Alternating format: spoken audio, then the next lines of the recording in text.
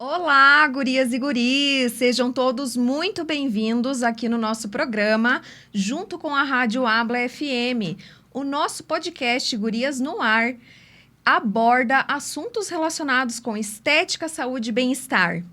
Eu sou Ângela Moraes, fisioterapeuta. Aqui junto comigo tem a Andriele, nossa futura fisioterapeuta. E hoje nós vamos entrevistar a Heloíse, a psicóloga que aborda uma terapia chamada Jungiana. Particularmente, eu fiquei muito admirada por essa terapia, muito admirada por essa técnica. E hoje nós vamos entrevistar a Heloíse. Então, fique até o final que vocês não vão se arrepender. Elo, seja muito bem-vinda. Boa tarde. Se apresente para nós, fale um pouquinho do seu currículo, o que você trabalha, como é a forma de trabalhar. Explique para o nosso público.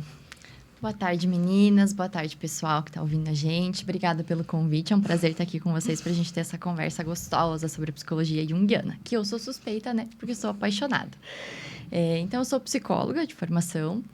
Tenho pós-graduação em psicologia analítica, com ênfase em mitologia, contos e arte, né? Então, a ideia é relacionar ali o processo psicoterapêutico e o processo de autoconhecimento com essas áreas, né? Mais artísticas. E atuo como psicóloga clínica, com atendimento presencial em Curitiba e online para pessoas de todo o mundo, né? Também faço algumas palestras em empresas, tenho alguns cursos. A gente vai entrelaçando aí, né, a psicologia com tantas coisas, né, com tantas possibilidades. Mas a minha principal atuação, o meu maior foco é com a psicologia clínica mesmo. Eu fiz algumas pesquisas, Elo, em artigos científicos e tal, e eu vi que é uma abordagem bem diferente, né? Uma abordagem bem interessante. Explica pra gente como que diferencia essa abordagem junguiana das outras abordagens dentro da psicologia. Tá, então assim, na psicologia, a gente tem várias abordagens, que são como se fossem escolas dentro da psicologia, que são formas de compreender o funcionamento da psique, da mente humana, e de conduzir o processo psicoterapêutico, né?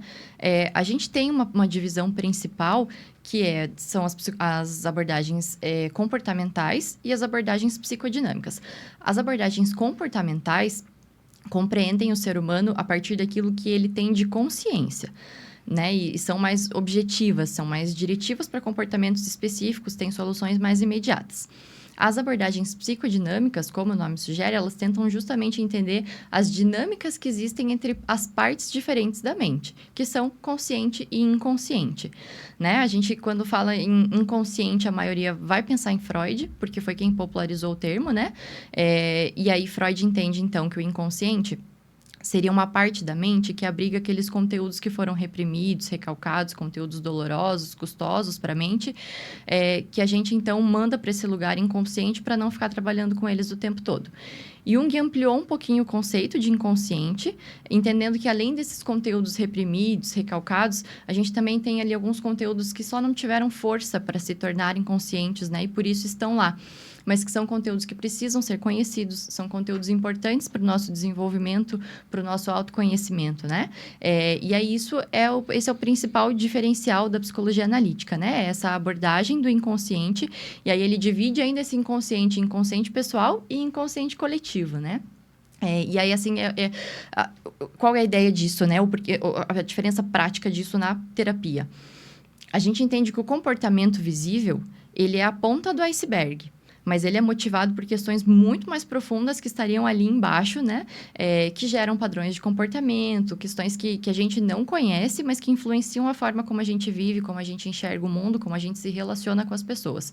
Então, o foco, né, da abordagem, das psicodinâmicas no geral, né, a qual se inclui a psicologia analítica, é entender essa dinâmica, justamente entender esse conteúdo mais profundo, né? Fazer esse mergulho no inconsciente para conhecer esses conteúdos e conseguir compreender o comportamento visível e o nosso consciente, né? Eu vi nas pesquisas que Jung falava muito do inconsciente coletivo, né? Eu achei bem interessante. Como que essa abordagem é aplicada na prática clínica quando você atende seus pacientes? Como que funciona isso? Então, assim, como eu falei, Jung diferenciou inconsciente pessoal de inconsciente coletivo. como que ele percebeu? Eu vou explicar como ele chegou ao conceito de inconsciente coletivo, para daí a gente ir para o conceito que fica mais fácil de entender. Jung estudava muito as culturas, as religiões, e ele trabalhou muito com pacientes psicóticos. E ele começou a perceber que alguns pacientes psicóticos, sem que nunca tivessem tido contato com uma cultura específica, traziam alguns desenhos, alguns materiais artísticos que remetiam a histórias daquela cultura. Percebeu também que muitos mitos apareciam em diversas culturas, em diversas religiões, né? Figuras, histórias, assim, muito parecidas, em culturas que naquele tempo não tinham como ter contato entre si. Isso levantou a hipótese de que a gente tinha um conteúdo na mente, que é um conteúdo genético e hereditário. Não é um conteúdo influenciado pela maneira como a gente vive, pelo contexto social, pelo contexto cultural em que a gente está inserido. É um conteúdo herdado geneticamente, que seria como se fosse um banco de memórias gigantesco da humanidade, que todas as pessoas nascem e morrem com esse banco de memórias, né, sem que ele seja alterado, onde existem figuras, onde existem impressões, temas que são comuns a toda a humanidade, né? Então, a figura do que é uma mãe, do que é um pai, do que é um herói, do que é um sábio, né? São temas que se repetem, como eu falei, em diversas culturas, em diversas religiões, em diversos contextos, mas que têm um conteúdo comum a todos eles, né? Esses conteúdos viriam, então, do inconsciente coletivo. Ele formulou essa hipótese, fez alguns testes na prática, né? Validou. Não é uma coisa que a gente tem como provar. Então, em termos, né, de prova científica, não é um material possível de submeter essa prova, mas ele tem diversas evidências de como isso funciona e de como isso existe e influencia a nossa vida, né?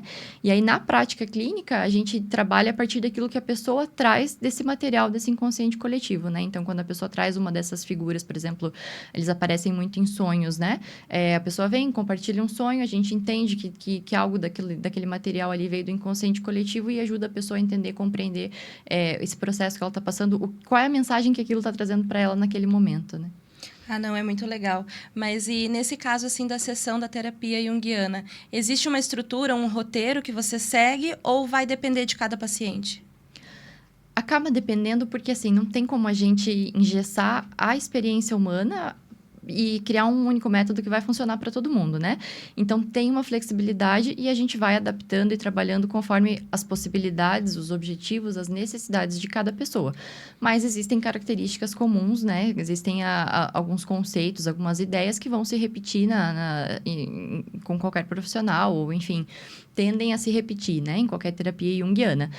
A gente trabalha muito a questão de sonhos, né? Então, sempre pede ali para o paciente anotar os sonhos, trabalha com eles em sessão.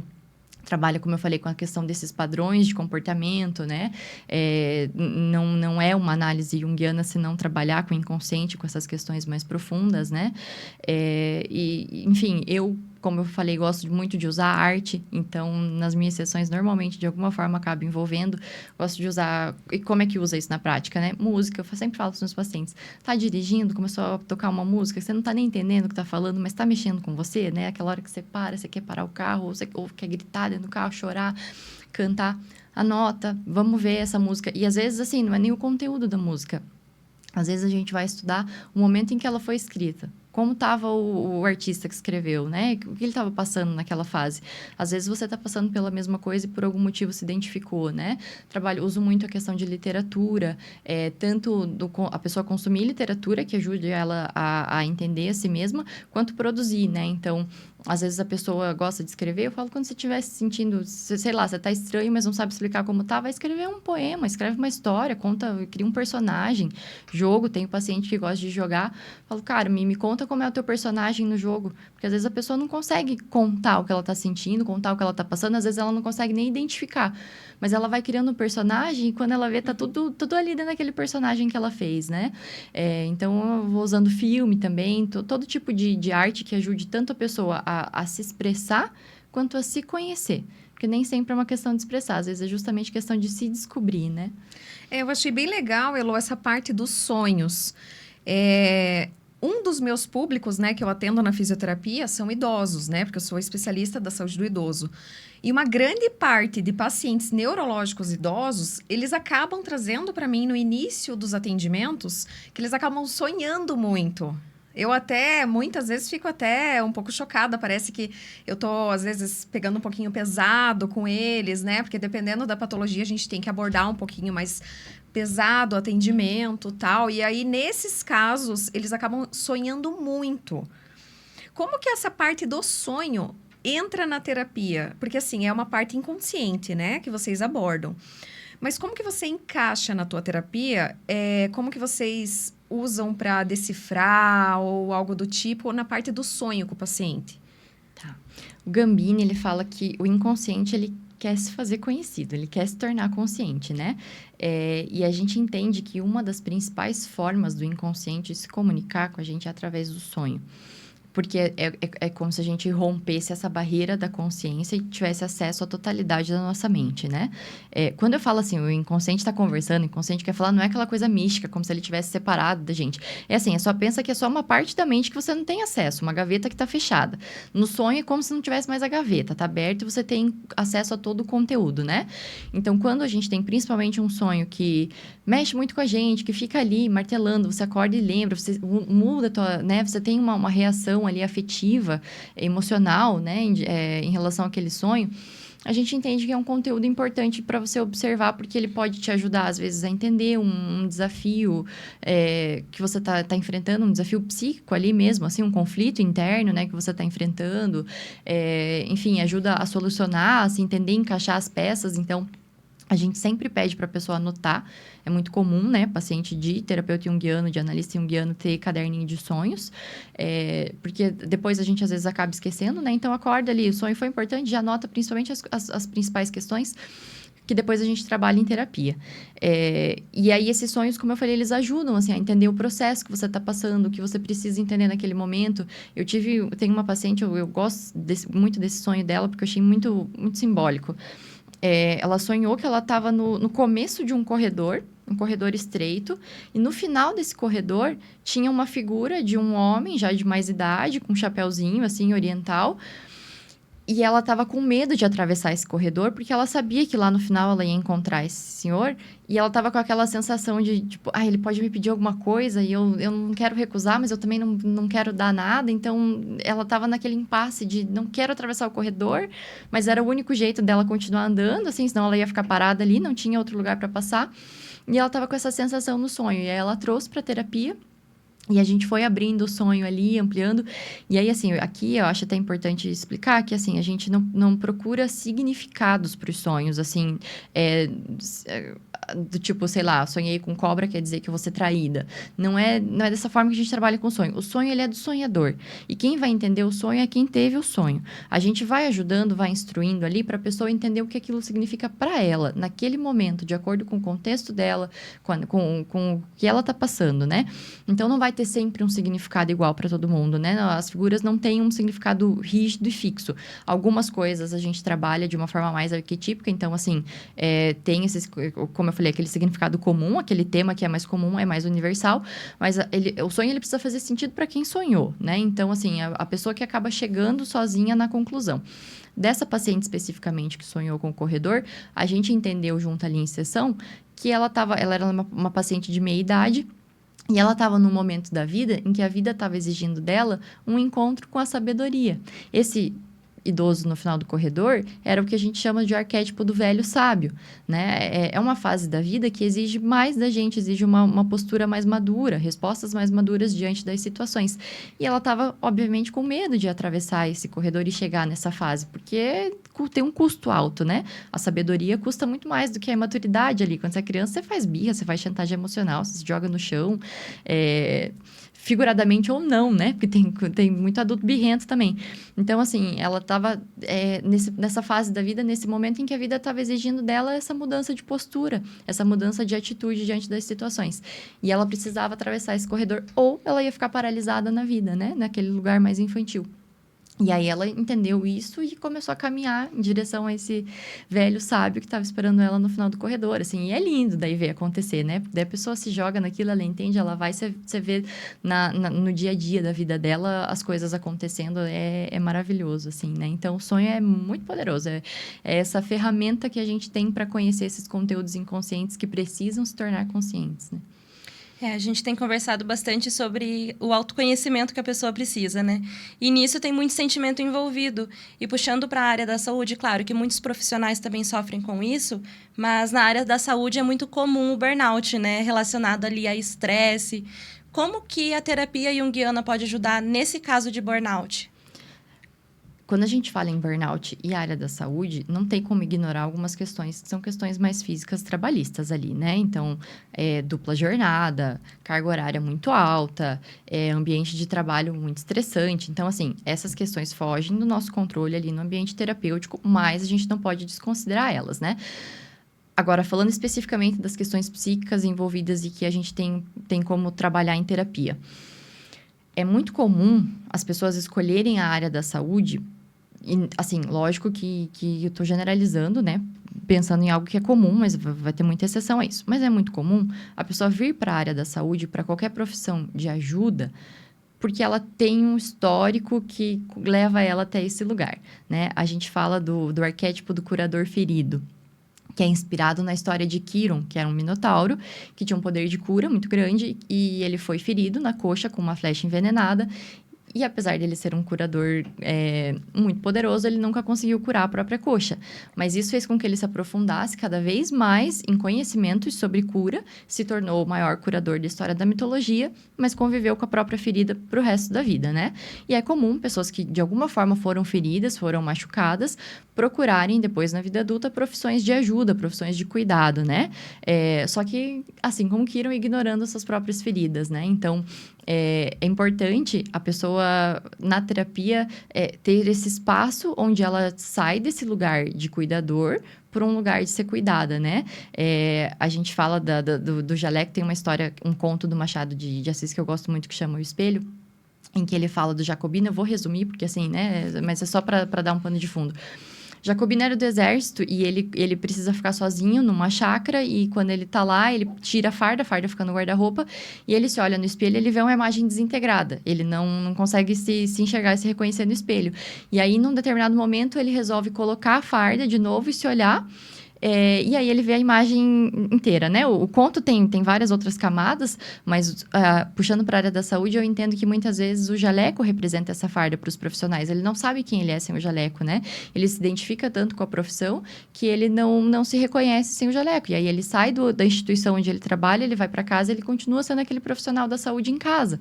E ele vai continuar cuidando de quem está em casa. Ele vai para o happy hour e ele vai cuidar dos amigos no happy hour. Ele vai estar sempre preocupado tentando resolver alguma coisa de alguém, cuidando de alguém, vendo se todo mundo ali está bem, se está todo mundo saudável, porque ele tem essa identificação excessiva com o lugar de curador, é muito comum também crianças que precisaram amadurecer muito cedo e cuidar dos pais, cuidar de familiares, seja fisicamente, seja emocionalmente, né? Acabarem indo para essa área. E aí, assim, é muito delicado, porque quando a gente vê uma criança muito madura, a gente acha bonitinho, né? Olha, que lindo, que legal como ela se preocupa com as emoções da mãe. Sim. Olha que legal como ela se preocupa em não deixar o pai irritado, em não deixar a mãe chorar. E é bonitinho, mas qual é o custo disso para essa criança, né? A fruta que amadurece mais cedo, amadurece porque foi machucada. Se um passarinho bica uma fruta na árvore, ela vai amadurecer mais cedo. Mas é a custo de machucado, de ferida. Ela não amadurece de uma forma saudável, né? E a mesma coisa a gente. Quando a gente amadurece antes da hora porque a vida impõe isso pra gente, a gente carrega feridas, carrega machucados, assim, que impedem que a gente se desenvolva de uma forma saudável. E aí tem hora que a gente precisa, então, né, nos casos dos profissionais de saúde, tirar o jaleco, esquecer a profissão, e ir para esse lugar de vulnerabilidade e de se permitir ser a pessoa ferida, a pessoa que precisa de ajuda e que não vai oferecer ajuda para ninguém, né? Essa parte de profissionais da saúde afeta muito, né, Elô? Porque, assim, você sabe, né? Nós da saúde, a gente dificilmente acaba cuidando somente do nosso paciente, né? É amplo, né? É a família, é cuidador. Muitos pacientes que acabam ficando com algum trauma. A gente quer também poder entender qual é esse trauma para a gente poder ajudar, né? Auxiliar, e acaba sobrecarregando muito a gente, né? Eu vi também, Elô, que Jung fala muito sobre o lado sombrio, né? Essa parte oculta da sombra, né? como que a gente pode fazer para identificar e poder, da melhor forma, tratar essa parte sombria que ele fala tanto, cita tanto na terapia junguiana? Então, assim, a sombra a gente integra, a gente não elimina, né? Acho que a primeira coisa importante para a gente entender. Mas o que é a sombra? Sombras são os conteúdos que a gente rejeita porque a gente não gostaria de ter, mas a gente tem. E aí a gente rejeita e tenta ignorar para parecer que não tem, né? Então, seja por medo de rejeição, por medo de não ser aceito, de não conseguir pertencer a grupos. Então, são características nossas que a gente prefere fingir que não tem, ignorar. E aí elas acabam criando padrões de comportamento onde a gente projeta esses conteúdos nos nossos relacionamentos. Então, para conhecer sombra, você conhece a partir do teu relacionamento com o outro, né? E aí, por que eu digo que a gente integra? Porque quando você não reconhece que esse sentimento é seu, você não consegue modificar isso. E muitas coisas você não vai modificar. Muitas coisas você só vai admitir que é mesmo, que tem aquela característica e aprender a lidar com ela, né? E aí, como que a gente identifica, então?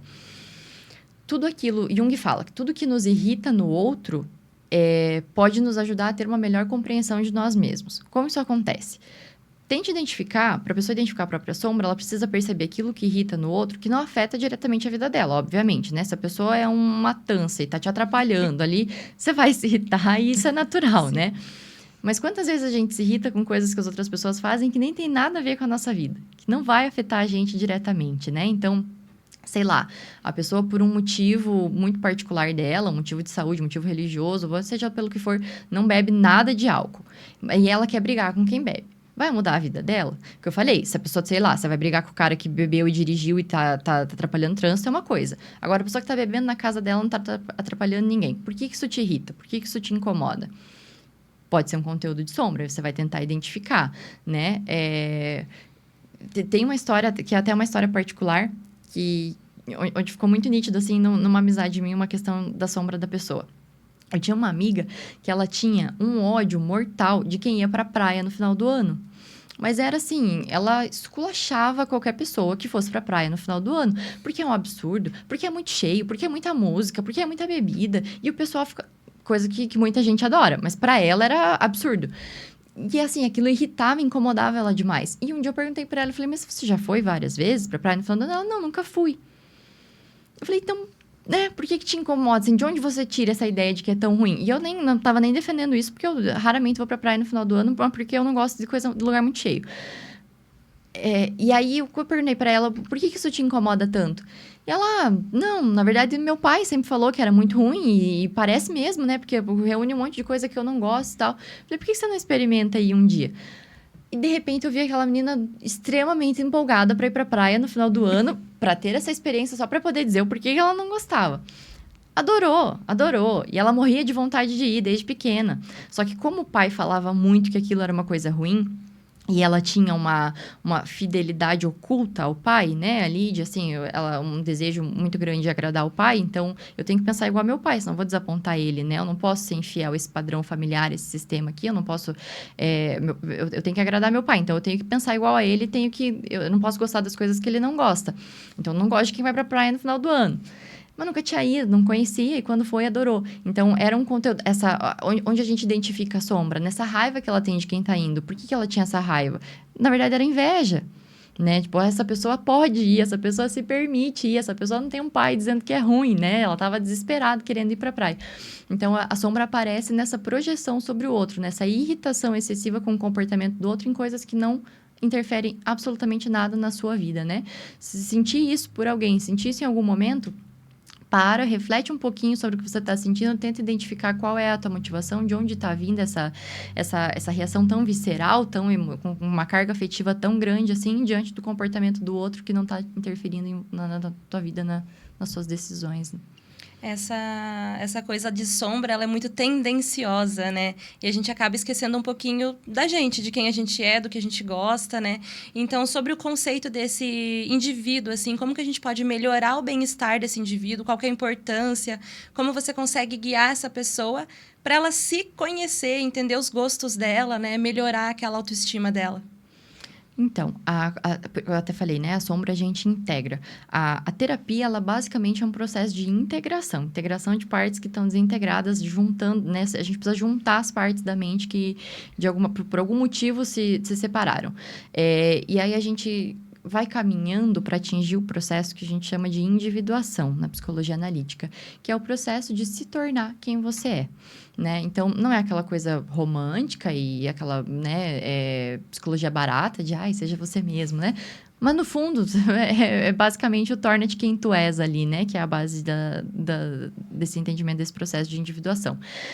É um processo que a gente vai passando ao longo da vida justamente de identificar as influências externas, identificar as desintegrações, identificar o que está impedindo a gente de existir de uma forma autêntica, verdadeira e que faça sentido para a gente.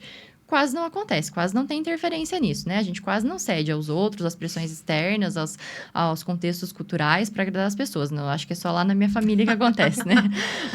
Então, assim, é muita coisa que a gente recebe, que a gente por espécie, a gente tem tendência a buscar o pertencimento, né?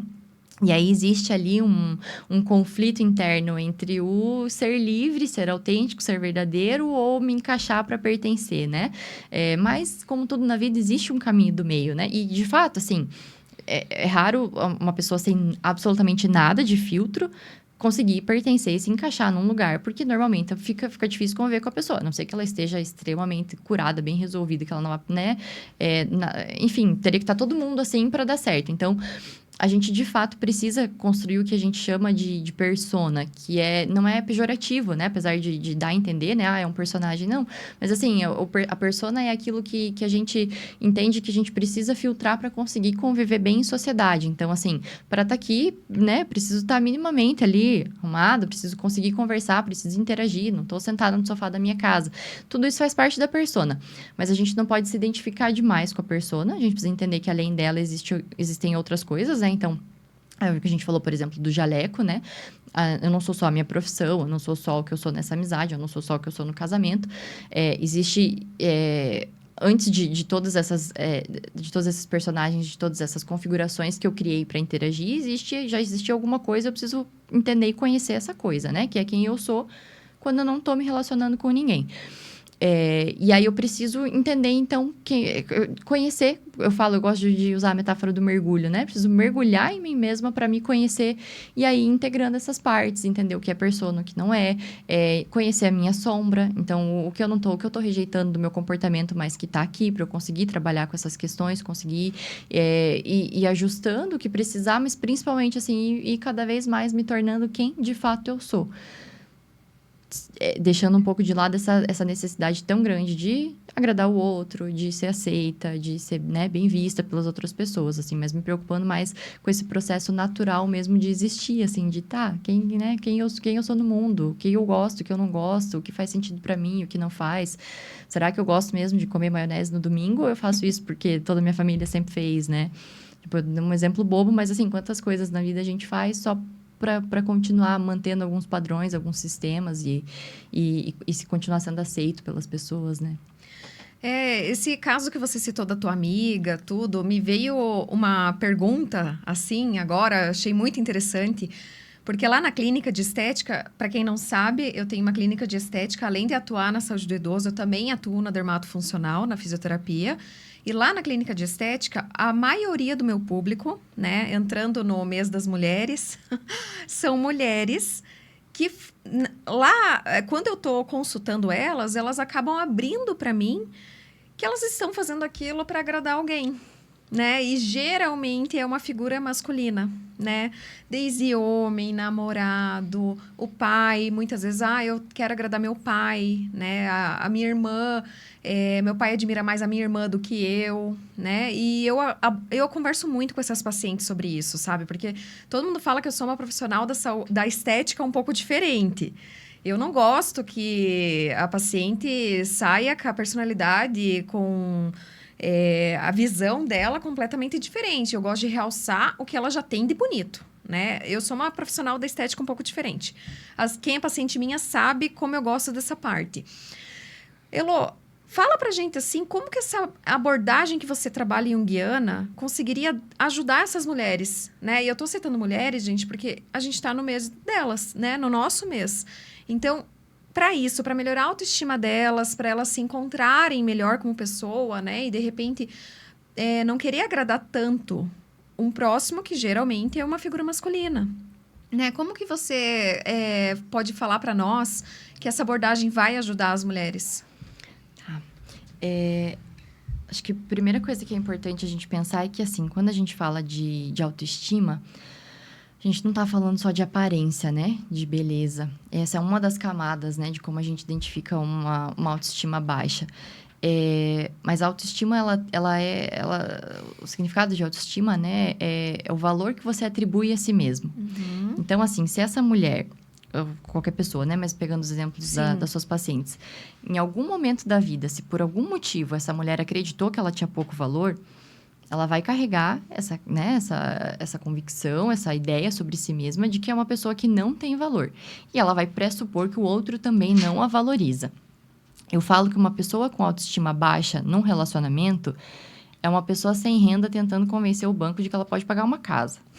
Ela quer uma casa, ela quer ter a casa. É a realidade. Ela não tem comprovante de renda, ela Sim. não tem renda fixa, mas ela tem certeza que ela consegue pagar aquela casa. E ela quer convencer o banco que ela pode pagar aquela casa. E o banco não está convencido.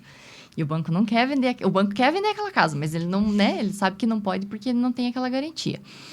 Se a pessoa não enxerga esse valor em si e ela está no relacionamento, ela fica constantemente tentando provar para o outro que vale a pena ficar com ela. E ela vai fazer isso como?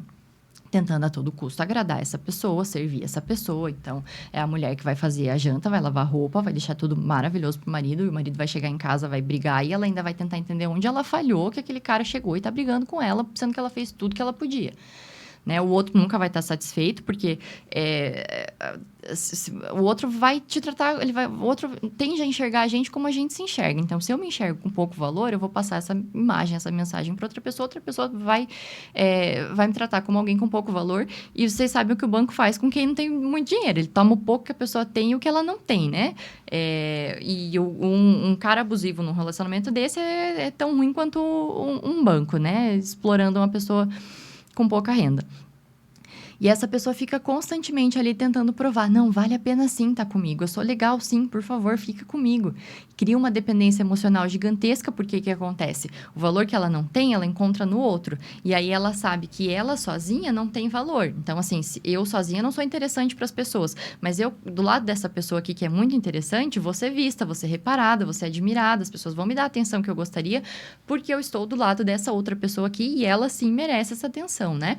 Então, ela cria uma dependência emocional, a existência dela passa a ter sentido a partir do relacionamento que ela tem, e ao mesmo tempo é uma relação de subserviência ali gigantesca e dilacerante para a mulher, porque ela tá o tempo todo tentando convencer o cara de que vale a pena sim estar com ela, né?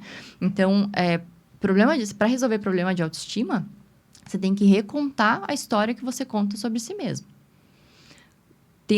A gente vai revisitar passado, se precisar, vai identificar o momento em que você passou a acreditar que você não tinha valor e mudar isso, ressignificar isso, trazer a pessoa precisa se ver de uma forma diferente, curar essa autoimagem ferida que ela tem, para ela conseguir entender, identificar, cara. Porque, assim, falando de novo da metáfora ali da pessoa no banco, a pessoa que tem grana suficiente, que tem o dinheiro suficiente para comprar casa, não fica tentando convencer o banco disso. Se o banco começar a dificultar muito, ela deixa de lado, vai comprar outra, arruma outra, vai em outro banco, faz outra coisa, ela não vai ficar tentando provar. E a mesma coisa a pessoa com uma autoimagem, né, positiva, bem resolvida, uma pessoa que, cara, como tá num relacionamento, o cara começou a encrencar muito, a outra pessoa começou a encrencar muito, tchau, amigo. Não, isso aqui não faz sentido para mim, eu não preciso me submeter a isso. Mas isso é difícil, isso tem um custo muito alto, né? Infelizmente, essa realidade é um pouco longe, né, da atualidade, né?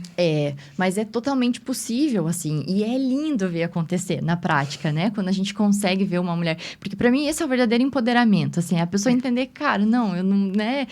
Estar num relacionamento porque aquele relacionamento faz sentido, é gostoso, é prazeroso, né? Eu tenho uma vida legal, essa pessoa também, e a gente vai juntar isso para viver algo mais legal ainda junto. Agora, não para dar sentido sentido para a vida, não para tentar suprir a sua falta de valor a partir do valor do outro.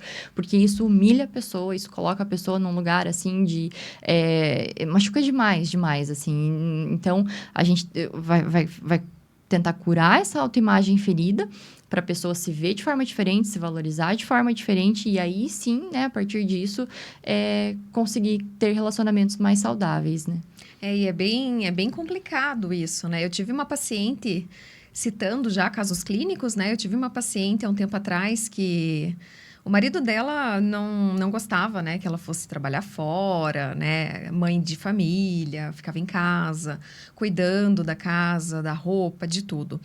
Aí ela ganhou de presente um procedimento do pai ou da mãe dela, né? E ela foi escondida do marido, para surpreender ele quando ela chegasse em casa, né? Para ele perceber. E pelo contrário, no mesmo dia ela mandou mensagem para mim chorando, que o marido falou coisas horríveis para ela. Essa paciente ainda... Eu trabalho com uma equipe multi, né? Para quem não sabe, equipe multi é vários profissionais de saúde na mesma equipe. Então, junto comigo, eu tenho também psicólogos, tenho terapeutas ocupacionais, fonoaudiólogos,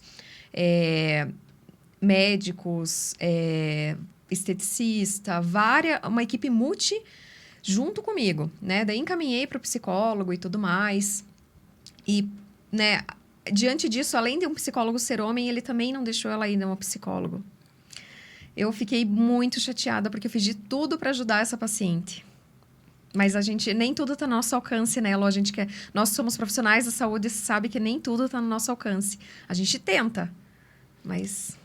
É muito difícil e mesmo na terapia, assim, pra gente é desafiador, porque às vezes a gente enxerga, sabe o que a pessoa precisa fazer, sabe qual seria o caminho ideal, mas ainda assim é o caminho da pessoa. Então, a gente nunca vai impor, né? A gente não tem...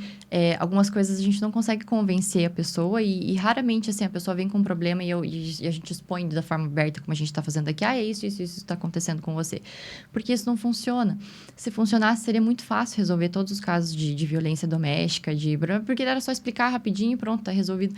É um processo muito interno, muito profundo, que a pessoa precisa passar. Porque, assim, existem situações, às vezes, essa falta de valor, essa autoimagem ferida, vem de um trauma que, às vezes, é tão grande que a pessoa não consegue nem lembrar. Porque o nosso cérebro faz isso, dependendo da intensidade de um trauma, ele descarta como se nunca tivesse existido para que a pessoa não sofra revivendo aquele trauma constantemente. Só que as feridas ficam.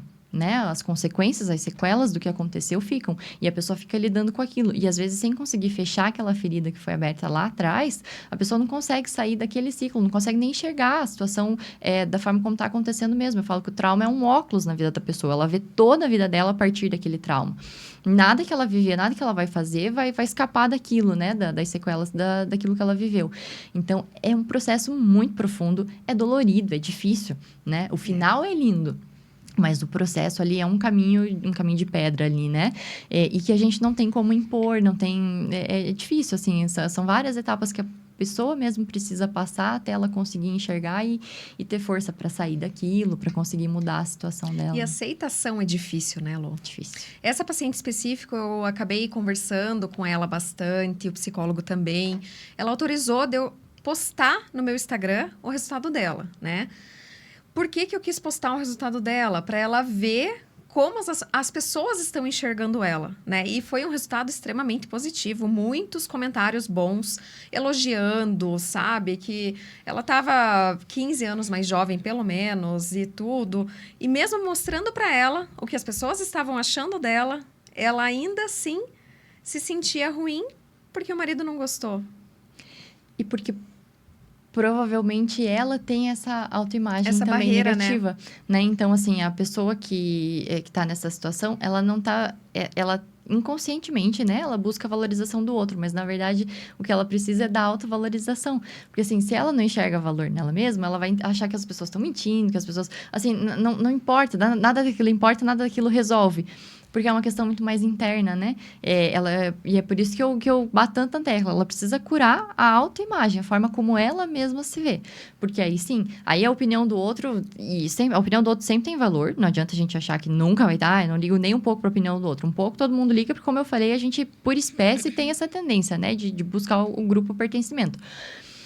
Mas não, a visão do outro não vai determinar, né? A forma como você se relaciona se você tá mais curado, assim. Mas ela precisa, ela se enxergar bem. Ela precisa, ela se enxergar de uma forma diferente. Para daí ela acreditar no que o outro tá falando, né? E aí esse marido, às vezes, está ocupando um lugar na vida dela também... Como eu falei, como ela não enxerga o valor nela, mas às vezes enxerga nele, então ela tá esperando essa validação dele. Mas no final das contas, no fundo, a gente vai chegar de novo na forma como ela mesma se vê e se enxerga, que foi influenciada muito provavelmente por outro homem lá atrás, né? Uhum. Mas não necessariamente, pode ter daí várias outras causas. Né? Ele sempre começa lá no passado, né? Bem lá no início da vida. Então, no caso, é bastante o autoconhecimento da mulher, né? E não depende só das pessoas que estão ajudando, depende muito mais também dela querer, dela tomar essa iniciativa, né?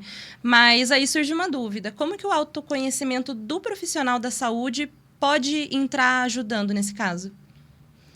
Para ele mesmo ou na forma como ele vai lidar com essa... Na forma como o paciente mesmo. Tá. Eu brinco, né, que... Quando a gente trabalhei também em equipe multi, e quando tem psicólogo na equipe multi, ele vira psicólogo da equipe, né? Então, ele não é mais psicólogo dos pacientes. É dos pacientes e da equipe. Porque né, o profissional da saúde é um bichinho que tende a precisar de um cuidado. O que acontece? Como eu falei, né? Tem essa identificação muito grande com a persona ali, e tem muita transferência. Então, o profissional da saúde, ele tem esse desejo, às vezes, inconsciente, de ser o curador, de ser o salvador. E o que isso traz? Frustração o tempo todo, porque nem sempre ele vai curar, nem sempre ele vai salvar, nem sempre ele vai chegar no melhor resultado, porque nem depende só dele, né? Então, assim, acaba gerando muita frustração, gera... eu já até contei para a Ângela, mas eu vi um caso de um médico que tinha perdido recentemente um familiar, e aí ele estava tratando um outro paciente com uma idade semelhante à do familiar que ele perdeu, com uma doença semelhante à do familiar que ele perdeu. E aquele médico queria, a todo custo, salvar aquela vida. Uhum. Não era aquele paciente que ele queria salvar o familiar que ele perdeu, né? E aí, assim, ele estava passando por cima de decisões dos familiares para tentar, a todo custo, manter a vida daquele paciente. E não conseguiu. E ficou arrasadíssimo, assim. Ele viveu o luto como se ele estivesse perdendo de novo o familiar dele, né? Então, o que vai evitar que o profissional faça essas transferências e tenha esses problemas dessas projeções que a gente mencionou é o autoconhecimento. E aí, profissional da saúde sem autoconhecimento, assim, a chance de dar zebra ali é muito grande justamente por isso, porque o paciente tende a ser alguém que está vulnerável, seja fisicamente, emocionalmente, né? Mas tem uma vulnerabilidade. Do outro lado, tem uma figura que, pelo menos, psiquicamente representa uma figura de autoridade, porque botou um jaleco, a pessoa que está do outro lado já se encurva, né? Porque acha que está diante de alguém muito poderoso. Então, uma pessoa vulnerável de um lado, com uma outra pessoa, né, do outro lado, que quer ser um salvador, que quer ser um herói, e que tem essa relação de hierarquia, de autoridade, tem muita chance de dar ruim se eles não tiverem, né? Então... Quanto mais esse profissional se conhece, mais ele entende, né, as próprias questões, trabalha com as próprias questões, menos ele vai transferir isso para o paciente, menos ele vai... a gente fala muito do abuso do poder, né? Tanto dos psicólogos quanto de outros profissionais de saúde. Assim, a gente precisa cuidar para não ter esse abuso de poder. Porque as pessoas colocam a gente num lugar de poder, né? E aí é a gente que tem que se tirar dele às vezes. Elô, você falou no início da nossa conversa sobre arquétipo. Eu achei muito interessante porque, assim, tudo na minha vida eu uso arquétipo. Para fazer logo, para escolher tons de roupa que eu vá palestrar em algum lugar, cores de roupa para ir dar uma entrevista, alguma coisa assim, até para faculdade, em momentos especiais e tudo mais. Eu sempre sigo um arquétipo. Como que essa parte de arquétipo entra na tua terapia junguiana? Tá. O arquétipo, na psicologia analítica, ele tem um conceito um pouco diferente do conceito que se popularizou, porque quem popularizou o uso do termo arquétipo foi o marketing, né? Foi o pessoal do marketing. E aí se fala em ativação de arquétipo, né? E essa escolha mais consciente de figuras. Na psicologia analítica, quando a gente fala em arquétipo, a gente está falando desses conteúdos lá do inconsciente coletivo que eu falei no começo, né? Então, o inconsciente coletivo, que é, relembrando, aquele banco de memórias gigantesco da humanidade, ele tem dois conteúdos, as intuições e os arquétipos. São as duas respostas que a gente dá para as coisas que a gente consome no mundo. A gente dá uma resposta biológica, que é a intuição, o instinto, e a gente dá uma resposta psíquica, que é a resposta arquetípica, né? A gente ativa essa parte do inconsciente coletivo. Os arquétipos, então, eles seriam os temas que eu mencionei que são universais, né? Então, falei até do sonho da paciente, do arquétipo do velho sábio, né? Então, o que ele é? Ele é essa imagem, assim, essa impressão que a gente tem sobre o que é a sabedoria, sobre o que é um velho sábio e que é universal e que todo mundo compartilha, né? A gente não trabalha, nesse caso, na psicologia analítica, com a ativação do arquétipo. A gente trabalha com a identificação e a gente amplia isso para tentar entender, como eu falei, assim, qual é a mensagem que isso está me passando nesse momento, né? Por que esse arquétipo apareceu no meu sonho agora? O que eu estou precisando resolver, seja interno ou externamente, que está me demandando esse contato com esse arquétipo, né? A gente fala muito em arquétipo materno, arquétipo paterno, que são as... e assim, terapia, gente, a gente tenta fugir, mas terapia é pai e mãe o tempo todo. Então, porque são as figuras mais impactantes na nossa... E assim, base, quando a gente fala em pai e mãe, tá falando em figura de pai e mãe, né? Às vezes a pessoa não teve a mãe biológica, mas teve uma figura, alguém em algum momento ocupou aquele lugar. Se não ocupou, então a gente precisa lidar com o vazio daquele lugar, né? Acho que todo mundo tem uma figura feminina e uma masculina como referência, né? E às vezes, muitos casos, no lado negativo, né, Lu? Muitas vezes, muitas vezes. E assim, quando a gente fala, parece que a gente tá falando de casos, assim, de traumas muito explícitos, de coisas... Às vezes, gente, porque assim, pensa, tem dois jeitos de... Eu quero fazer um buraco na mamadeira com martelo. Tem dois jeitos de fazer isso. Dou uma única martelada funda e vai entrar de uma vez, ou vou todo dia batendo um pouquinho. Então, assim, tem trauma, que é aquela martelada direto, que vai entrar de uma vez só e arregaçar com tudo. Tem trauma, que é a marteladinha diária. Então, às vezes, você teve um excelente cuidador, uma excelente figura materna, uma excelente figura paterna, mas que em uma área específica estava ali martelando, né? Todo dia. E aí que acaba gerando um trauma também, assim, uma situação que vai precisar da tua atenção, que vai precisar de uma cura, de uma reintegração ali dentro da mente, né?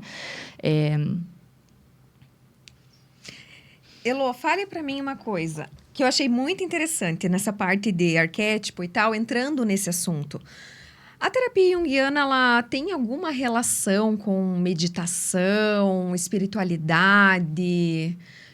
Como que é, assim? Porque arquétipo, eu particularmente, eu acho uma abordagem, assim, né? Um pouco fora da sociedade. Não é todo mundo que é acostumado, né? E a junguiana tem relação com a espiritualidade, com meditação, terapias alternativas? Como que é? A gente não pode dizer que a psicologia junguiana, a terapia junguiana é uma forma de espiritualidade, não é? Mas Jung sempre entendeu que, assim, a espiritualidade era uma das camadas do ser que ele pode, se quiser, explorar ao longo da vida, né?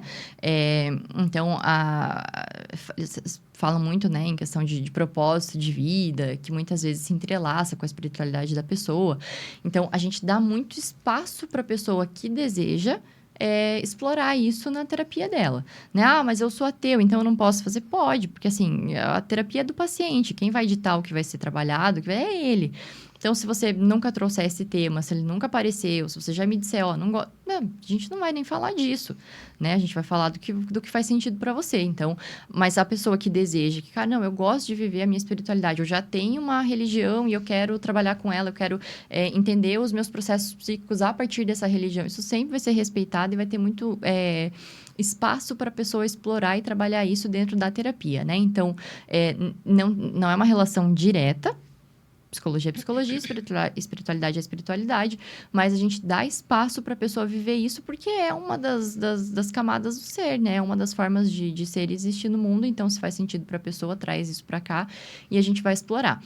Em relação aos arquétipos, a ideia e a forma de organização desse conteúdo não é tão mística quanto parece. Quando a gente fala, parece uma coisa meio, sei lá, né? Meio tarô, meio...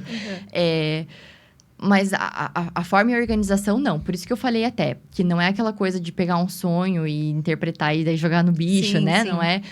É uma... Jung sempre se preocupou em manter uma cientificidade no que ele fazia, em aplicar métodos e experimentar, né? Encontrar resultados, justamente para não ficar uma coisa tão aberta. Mas... Como eu falei, esses conteúdos, eles aparecem muito nas religiões. Então, muitas vezes, para explicar um arquétipo, usa conteúdos religiosos, né? Então, a gente falou muito do arquétipo de mãe. Ele aparece em praticamente todas as religiões, né? Seja na católica com a Virgem Maria, seja na Umbanda com Iemanjá. Me perdoem se eu falei errado, porque eu, às vezes, confundo a Umbanda e o Candomblé. E eu sei que não deveria confundir, né? Mas, mas a figura materna, de uma forma ou de outra, com o nome, ela vai aparecer em todas as religiões. Então, às vezes, a religião ajuda a gente a entender aquele conteúdo, Sim, né? Aquele tema que você está precisando trabalhar naquele momento. Né? Infelizmente, a gente está chegando ao fim. Elô, deixe para o pessoal que está assistindo nós uma mensagem para aqueles que querem procurar o autoconhecimento, né? Procurar saber mais sobre o teu trabalho. E já aproveita e deixa suas redes sociais para todo mundo te seguir. Gente, assim, ó, o que eu tenho pra dizer é mergulhe. Se você sente esse chamado do teu inconsciente, se você sente esse desejo, essa vontade de se entender mais, de entender por que você repete alguns comportamentos que você não gostaria de repetir, por que você se coloca em relações, em situações, né, que não são favoráveis pra você. Se você precisa entender essas coisas, e eu acho que talvez você precise, mergulhe nisso, mergulha, se joga, vai fazer, procura um psicólogo que você se identifique, uma terapia que faça sentido pra você. Tem psicólogos muito diferentes. Então, assim, já tentou com um, não deu certo, tenta com outro. Você vai achar alguém que se identifica, mas mergulhe no autoconhecimento. É um caminho difícil, é um caminho muitas vezes dolorido, ele custa muito para nossa mente, mas ele é um caminho muito libertador. E é a única forma da gente se tornar, de fato, quem a gente é, né? Então, façam, mergulhem, né? Se joguem nisso e procurem bons profissionais para acompanharem vocês nisso. Meu Instagram é Elo Carvalho Psi. Compartilho um pouquinho lá de psicologia, mostro minha filha, porque eu amo muito ela e ela é linda. Tenho uma filha de 7 meses, então sou mãe recente e bem babona. Gosto de falar de arte lá também. Então, quem quiser sentir a vontade de seguir lá, acompanhar, serão todos muito bem-vindos. E você, quer continuar a conversa conosco? Então, siga nós lá no Instagram, @guriasnoar, e no YouTube também, @guriasnoar. Acompanhe nós lá e provavelmente a nossa conversa com a Elô vai continuar daqui uns dias no Instagram também, que é a segunda vez que nós estamos entrevistando ela e a primeira vez choveu de perguntas para ela. Então, acompanhe nós lá. Daqui a pouco teremos mais uma live, tá? Fiquem ligados aí e não percam. Tchau!